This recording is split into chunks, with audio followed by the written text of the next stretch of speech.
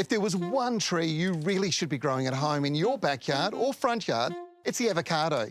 They do so well in WA's unique growing environment. But there's so many questions you need to answer before you plant one out. Now, the first question you're going to ask me is, do I need to have a couple of trees? Well, the interesting thing about these is they have a flower that has both male and female sexual organs in it.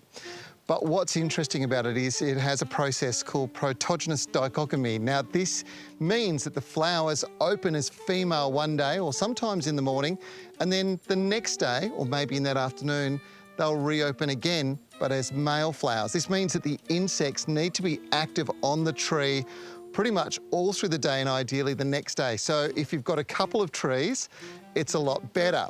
It's hard to believe, but an avocado tree produces in excess of 1 million flowers when it starts flowering. So you think there'd be loads of fruit, but fruit can be affected by the weather, particularly cold or heat extremes, and they have an ideal temperature range whilst flowering. Trees also seem to naturally have a biennial cropping habit of large crops every second year.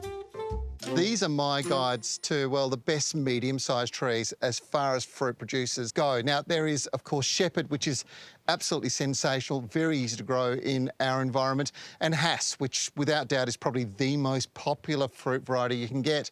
But one you may not know about is called Furete. It's an alligator pear type, and it's incredibly good in the Perth environment in particular.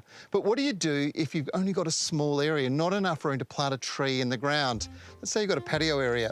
Well, there are some varieties that'll suit you. The semi-dwarf varieties, Wirtz and Gwen, are the answer.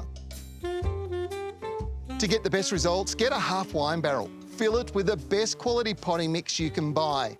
Water it in thoroughly and feed with controlled release plant food every 3 months.